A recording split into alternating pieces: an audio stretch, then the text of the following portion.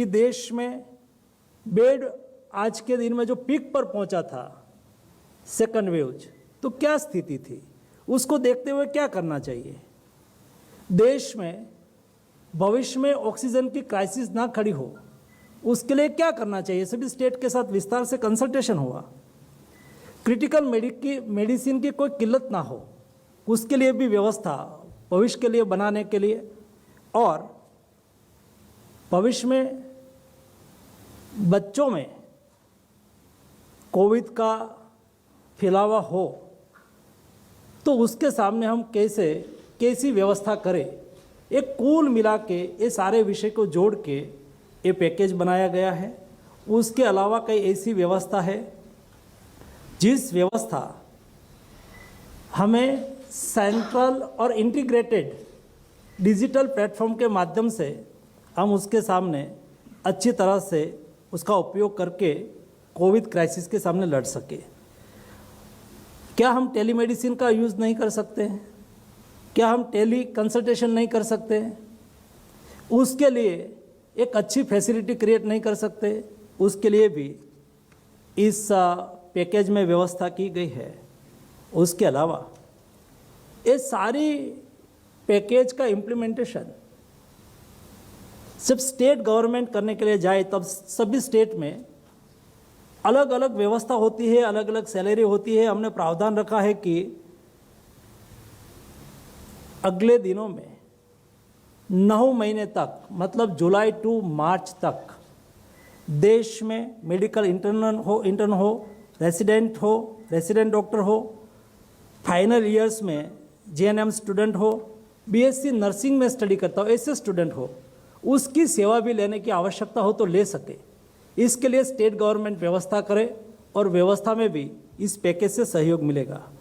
उसके उपरांत देश में 736 डिस्ट्रिक्ट में पीडियाट्रिक केयर यूनिट बनाने के लिए भी उसमें प्रावधान रखा गया है।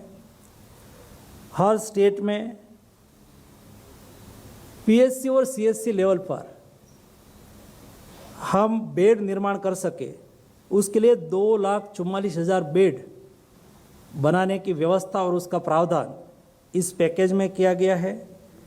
20,000 ICU बेड निर्माण करने के लिए भी इस पैकेज में व्यवस्था की गई है और उसमें 20% बच्चों के लिए विशेष हो, उसका हाइब्रिड यूज हो सके। बच्चों पेशेंट के रूप में आए तो वो ICU में उसके लिए भी उपयोग हो सके और बड़े लोग आए उसके लिए भी उपयोग हो सके। ऐसा हाइब्रिड व्यवस्था खड़ी करने के लिए भी हमने उसमें प्रावधान किया है। कुल मिला के कभी आवश्यकता हो जाती है, कोई क्षेत्र में बढ़ गया, महामारी बढ़ी, तो उसके लिए हमें एक बड़ी साइज़ का फील्ड हॉस्पिटल बनाने की आवश्यकता हो गई। तो उसके लिए भी 5,000 बेड और 2,500 बेड ऐसा करके 100 और 50 यूनिट में हम बना सके, उसके लिए भी व्यवस्था की गई है। इस बार हमने देखा कि ऑक्सीजन की डिमांड जिस तरह से बढ़ी, कई लोकेशन पर प्रोडक्शन था लेकिन ट्रांसपोर्टेशन सिस्टम में भी बहुत दिक्कत आई।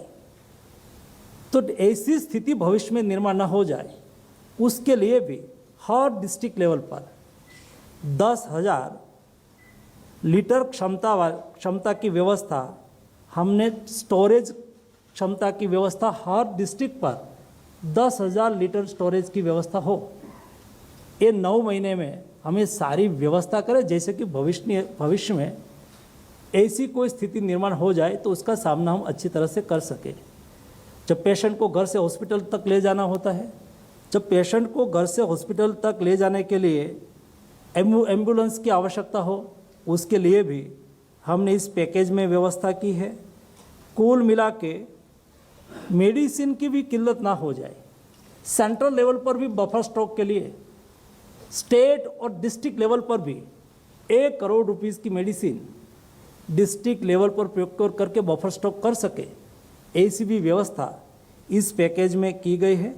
कुल मिला के भविष्य में कोविड बढ़े तो उसका सामना देश अच्छी तरह से और योजनापूर्वक कर सके, इस पैकेज के माध्यम से सुनिश्चित किया है। मुझे विश्वास है कि इस पैकेज का इम्प्लीमेंटेशन 9 महीने में किया जाएगा और भविष्य में कोविड की जो स्थिति बढ़े तो उसका हम अच्छी तरह से सामना कर पाएंगे। धन्यवाद। Thank you, sirs. We will now take a few questions.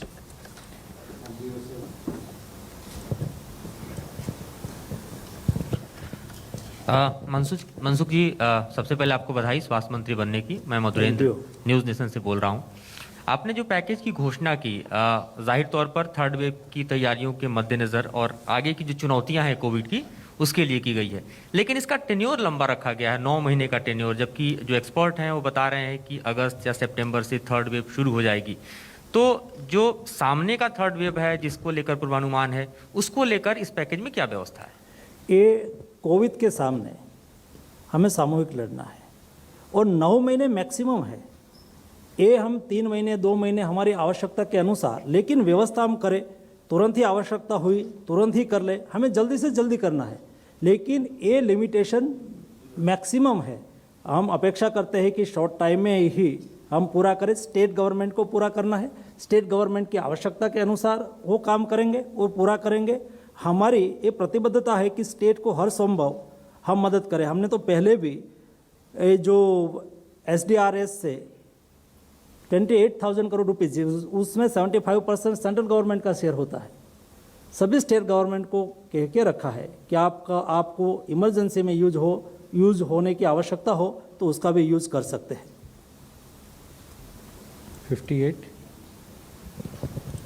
Narendra Singh Tomar ji, Raman news 24 से बोल रहा हूँ। आपने कहा कि आज कैबिनेट में जो महत्वपूर्ण निर्णय हुए और आपने किसान आंदोलन से जुड़े लोगों तक संदेश पहुंचाने की कोशिश की, आपको लगता है कि आज के इस बड़े फैसले के बाद किसान आंदोलन में जो लोग शामिल हैं उनको आप अपील करेंगे कि वो अपना आंदोलन वापस लें, या आंदोलन वापस अगर वो नहीं लेते हैं तो बातचीत के लिए आप इनवाइट करेंगे उनको?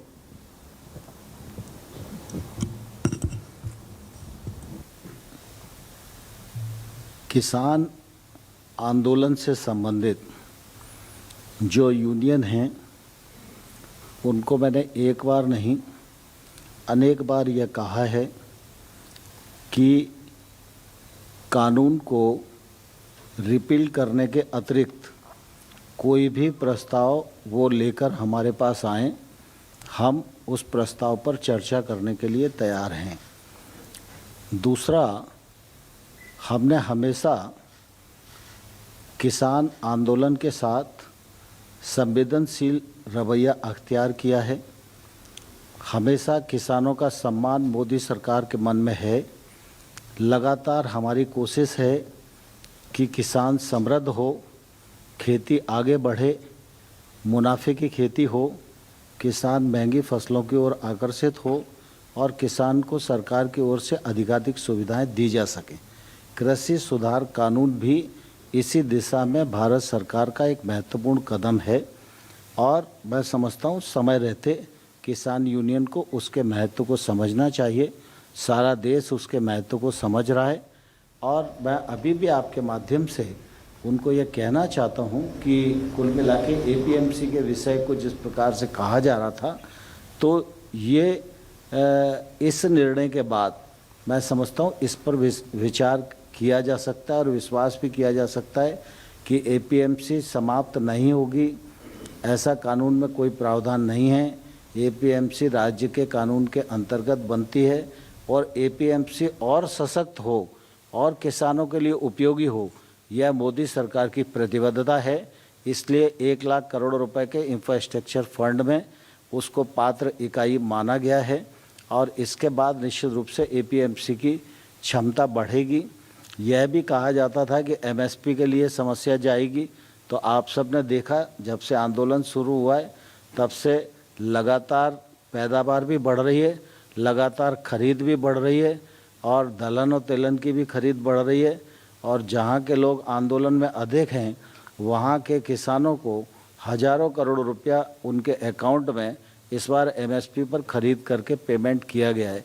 मैं आपके माध्यम से किसान यूनियन के नेताओं को यह अपील करना चाहता हूं कि वो गंभीरता से इन सब चीज़ों पर विचार करें, आंदोलन को समाप्त करें, चर्चा का माध्यम अपनाएं। सरकार चर्चा के लिए तैयार है। 262. सर, मैं मिलन हूँ इंडिया टुडे आज तक से। मेरा सवाल स्वास्थ्य मंत्री मनसुख भाई मंडाविया से। सर, एक क्या इस पैकेज में